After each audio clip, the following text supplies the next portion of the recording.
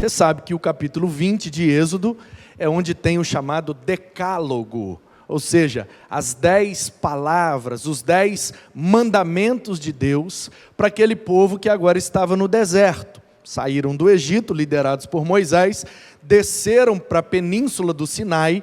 Moisés então sobe o monte, o povo fica lá embaixo, raios e trovões, e Deus fala com Moisés e ele desce trazendo essas 10 proibições para o povo.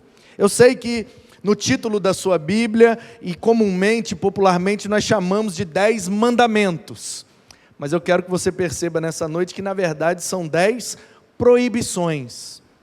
Mas por que o nosso Deus é assim e nos proíbe de algumas coisas? Então você precisa perceber o contexto. O povo estava saindo do Egito. E no Egito eles viviam conforme a cultura, conforme a compreensão e o estilo de vida egípcio.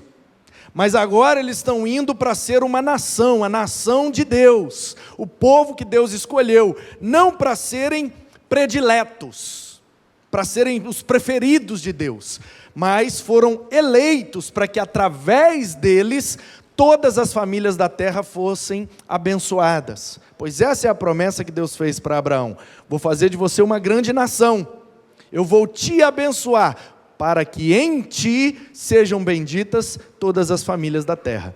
Portanto, Israel nunca foi o povo predileto de Deus, mas sempre foram o povo eleito por Deus para ser uma nação sacerdotal, para fazer o intermédio entre a vontade de Deus e aqueles que não conhecem a Deus e não têm intimidade com Deus. E nós, a igreja, que somos hoje em dia o Israel de Deus na terra, continuamos com essa mesma vocação.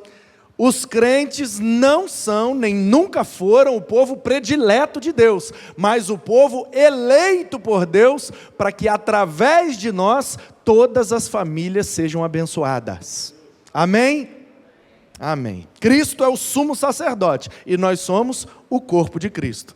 Portanto, Ele é o sumo e todos nós somos sacerdotes, como nos ensinou Pedro, geração eleita, sacerdócio real. É isso que nós somos.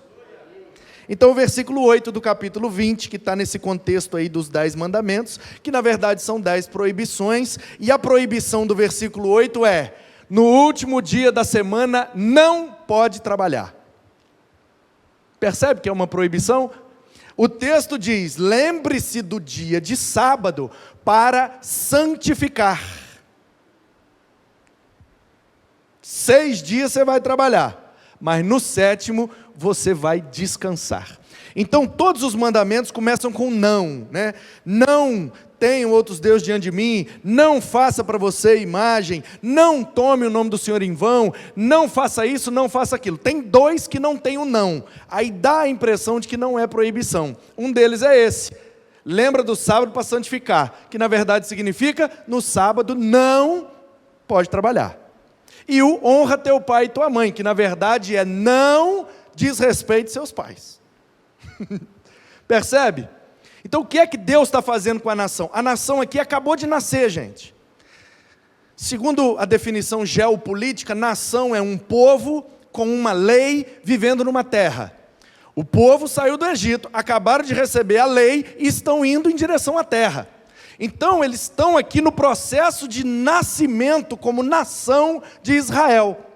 E nós sabemos que todos os recém-nascidos, ou aqueles que ainda estão no ventre, sendo formados antes de nascer, eles ainda estão no início, estão sendo formados. Então um bebê, quando acaba de nascer, ele não sabe andar, ele não sabe comer sozinho, ele não sabe se limpar sozinho, tomar banho sozinho, e a gente precisa ficar com as crianças o tempo inteiro proibindo as coisas. Não bota a mão aí, não põe na boca, não faz isso, não faz aquilo. Por quê? Porque o errado já vem no pacote. Ninguém precisa ensinar os meninos a fazer coisa errada. Eles fazem automaticamente, por causa da natureza pecaminosa que todos nós herdamos de Adão. Mas as coisas certas a gente tem que ficar insistindo, ensinando certo, ensinando certo, ensinando certo. E qual é, na maioria das vezes, a forma de ensinar o certo? A gente proíbe o errado. Não faz isso, não faz aquilo, não põe isso na boca, não mexe aí, não. Então é a mesma coisa.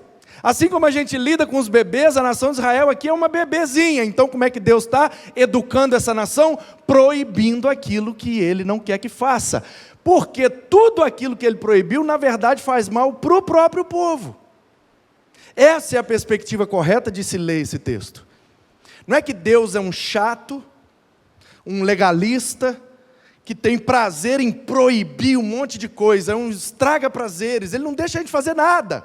Não, Ele só está proibindo aquilo que nos prejudica. Portanto, os mandamentos são como uma cerca que Deus coloca antes do abismo, para que a gente não caia no abismo. Então, quando Deus nos proíbe algo, Ele não quer estragar o nosso prazer, Ele quer evitar que a gente caia no engano e seja prejudicado. Então, qual é o mandamento que nós lemos? O sábado tem que ser santificado. A palavra santo, do hebraico kodesh, ou kadosh, que é o santo, santidade, o conceito kodesh, que significa em sua essência, separação. Sabe aquele exercício que a gente faz antes de cozinhar o feijão? O que é que a gente faz antes de cozinhar o feijão? A gente cata o feijão, certo? O que é que a gente está fazendo ali? Separando os bons que vão para a panela e os ruins que vão para o lixo. Então, santidade, na perspectiva bíblica, é exatamente isso.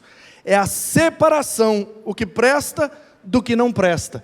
E aí Deus fala: vivam desse jeito, do jeito que presta, e vocês serão meus separados. Agora, se viver do jeito que não presta, serão jogados fora. Salvação e perdição. Os que são separados, separados para a salvação. Os que vivem de maneira podre, né? Está bichado, está brocado, está ruim, desagrada, então vai para o lixo. Ou na linguagem de Jesus no Novo Testamento, é lançado ao fogo. Pois bem, o que eu quero falar com vocês? Que o descanso é um mandamento de Deus. O último dia, na dinâmica desse povo, é para descansar. E eu, durante muito tempo, perguntava, mas por que é que Deus teve que proibir o trabalho num dia da semana? Porque para nós hoje, fala a verdade, se Deus deixa a gente escolher, a gente ia escolher trabalhar 6 e folgar 1, ou trabalhar 1 e folgar 6? Fala a verdade, verdade. Vamos abrir o confessionário aqui. Só nós, ninguém está vendo nós, só nós aqui com nós mesmo.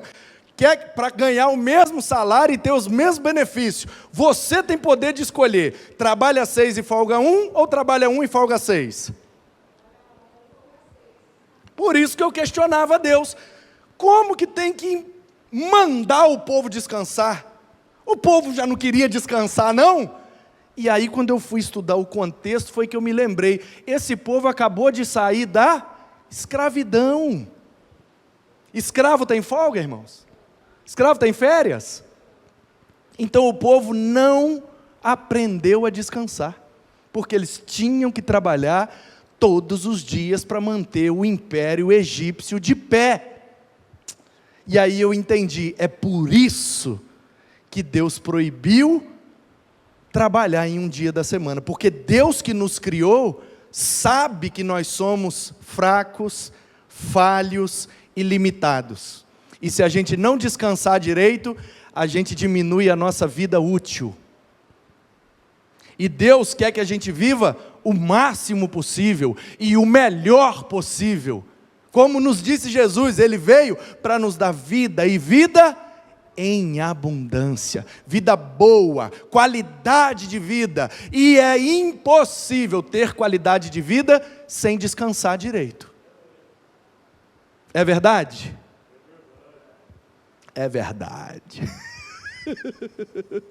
Saudade de você, meu pastor. Coisa linda. Portanto, irmãos, durante muitos anos na minha vida, eu achava que descansar era um pecado. Não posso descansar. Posso, por quê? Porque eu tenho pouco tempo de vida. E eu falava até bonito, porque para justificar os erros da gente, a gente arruma umas desculpas às vezes que é bonita, fala a verdade. Não, quando é para justificar um erro, a gente faz assim uma mirabolância, e a gente, e as pessoas ficam, nossa. E eu pagava de espiritual ainda, pastor, você tem que descansar. E eu falava, eu tenho uma eternidade inteira para descansar, agora é hora de trabalhar. Nossa, como ele é espiritual. E aí eu descobri que eu estava pecando contra Deus, porque eu estava quebrando o mandamento do descanso. Não descansar é pecar contra Deus. Quando isso entrou na minha cabeça, eu caí de joelho pedindo perdão a Deus. Meu Deus, me perdoa. Eu achando que estava abafando, eu achando que estava te agradando, e eu estou pecando contra ti. Porque o corpo é imagem e semelhança de Deus. Nós fomos criados, diz o texto, à imagem de Deus. Portanto, se eu carrego a imagem de Deus, e os judeus entendem isso muito bem, por isso no tempo bíblico era proibido o judeu tocar no cadáver. Porque o corpo é santo, foi Deus que criou. E nós não compreendemos isso. Apesar do ensinamento que temos, os judeus, têm um ensinamento do que nós chamamos de Antigo Testamento, eles chamam de Tanakh, a Torá, Nebim, Ketubim, a lei, os profetas e os escritos. Então a escritura sagrada do judeu é o que nós chamamos de Antigo Testamento. Como eles não acreditam que Jesus é o Messias, então eu digo judeus ortodoxos, os messiânicos acreditam. No Novo Testamento, é um livro dos cristãos, mas não é palavra de Deus para eles. E no Novo Testamento, esse ensinamento é reforçado. É reforçado. E o Novo Testamento, o tempo inteiro, aponta para uma vida que precisa descansar. Os salmistas fizeram várias músicas falando sobre isso. Deleita-te no Senhor, descansa no Senhor, confia no Senhor. Aos seus Deus dá enquanto dormem. E eu falei, gente, eu estava errado. Eu achava que aos seus Deus dá enquanto trabalham. E eu trabalhava, e Deus vai dar, porque eu estou trabalhando muito. Aí eu descobri, não, Ele dá para os que dormem. Eu falei, eu estou dando mole?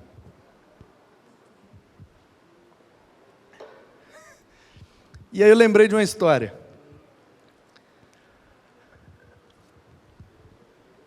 Um pastor, na verdade um grupo de jovens cristãos, eles eram chamados, década de 70 e 80, um grupo de juventude na cidade de São Paulo, que surgiu e eles eram os Jovens da Verdade, conhecido popularmente como JV, Jovens da Verdade.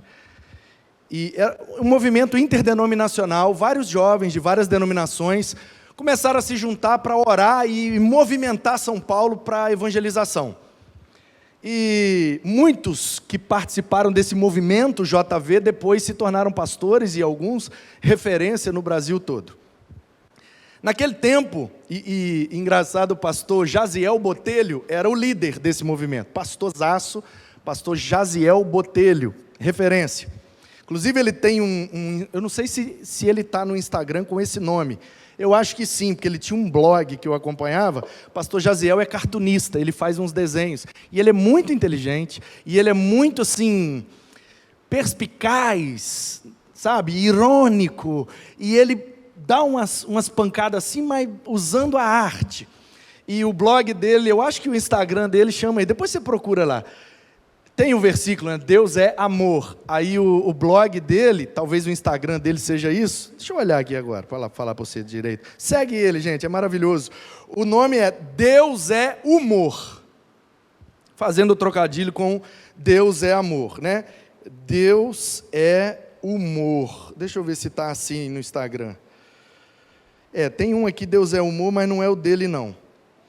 Deixa eu tentar aqui, Jaziel Botelho. Jaziel Botelho, LHO no final, isso, esse é o dele, arroba Jaziel Botelho, com J, com S, Jaziel Botelho.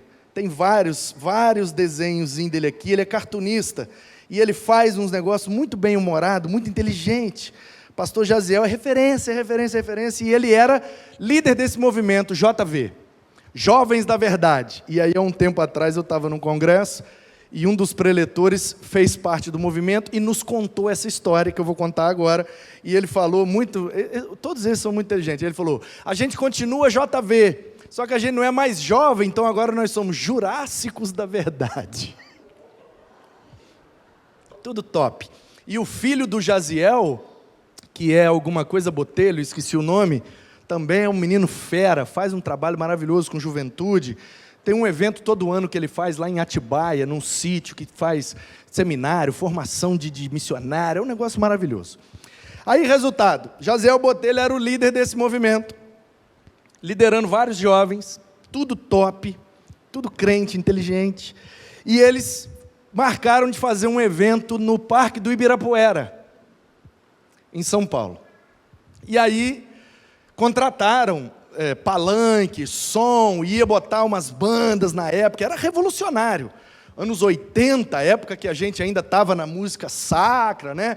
Cantando os hinos da harpa, do cantor cristão, do novo cântico. As igrejas ainda estavam imbuídas no ambiente de música sacra, eles estavam dando um passo revolucionário, formando as bandas, o que hoje é normal, né? No momento de louvor em praticamente todas as igrejas no mundo, uma banda tocando, com bateria, com guitarra, com teclado, mas naquele tempo o normal era o piano, no máximo piano e órgão, e o povo cantando no estilo sacro, dividindo vozes e tal. Então eles marcaram um evento com a juventude, com palanque, som, tudo alugado, tudo certo, e aí, 3 dias antes do evento, o rapaz que ia fazer o palanque e a sonorização, que tinha sido contratado para botar lá o palanque e o som, entra em contato com o Jaziel e fala assim, olha, eu não lembro quem foi, mas um parente da família, talvez um pai, uma mãe, uma pessoa muito importante na família desse cara, morreu.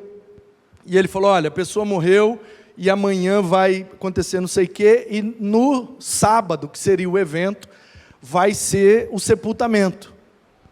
E eu preciso ir para esse sepultamento, pessoa da família muito querida, eu estou te avisando, infelizmente, eu peço 1000 desculpas, mas eu não vou poder botar o palanque para vocês, nem a sonorização. Era um irmão que ia fazer por um preço bem mais barato, porque jovem, tudo duro, né? Então tinha que ser uma coisa bem barata, e o irmão falou, olha, eu ia fazer para ajudar, não tem ninguém que eu possa pedir para fazer no meu lugar, e, infelizmente, não vai dar. Aí no dia seguinte, acho que na véspera do evento, Jaziel chamou os outros jovens, da verdade, na casa dele para uma reunião. O que é que a gente vai fazer? O evento é amanhã, fizemos um monte de cartaz, convidando todo mundo, um monte de gente vai vir, e como é que a gente vai fazer um evento para jovens sem um palanque, sem som, as bandas vão tocar como?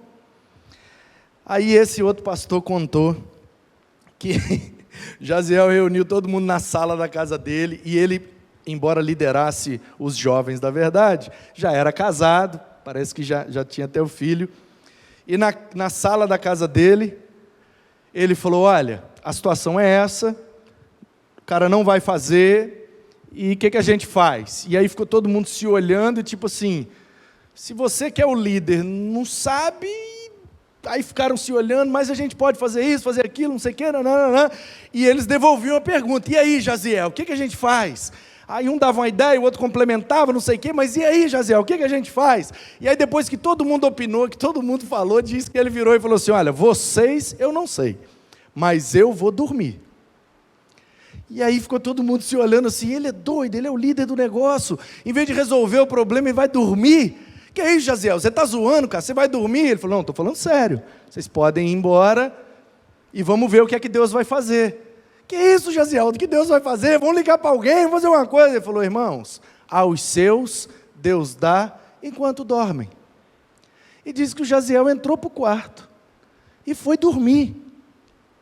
E foi todo mundo desesperado para casa. Ah, quer saber? Vai ser cancelado, vai ser cancelado. Nós vamos lá, amanhã, e avisa para o pessoal, o cara que ia botar o som morreu, e a pessoa da família não teve como, desculpa aí, vamos remarcar para outra data, a gente vai lá para dar as explicações e vida que segue.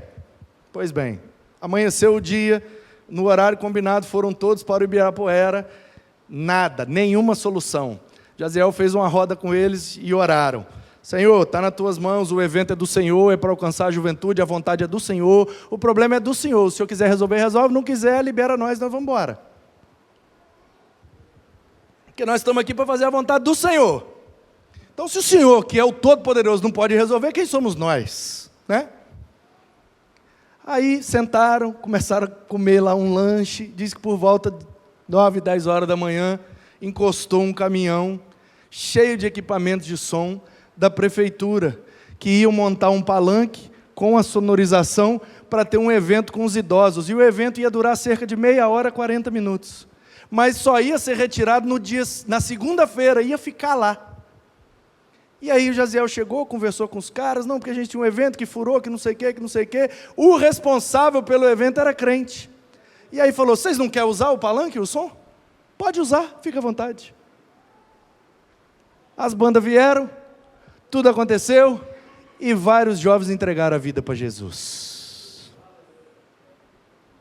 Aos seus, Deus dá, enquanto descansam na sua vontade. É vontade de Deus, Ele vai fazer.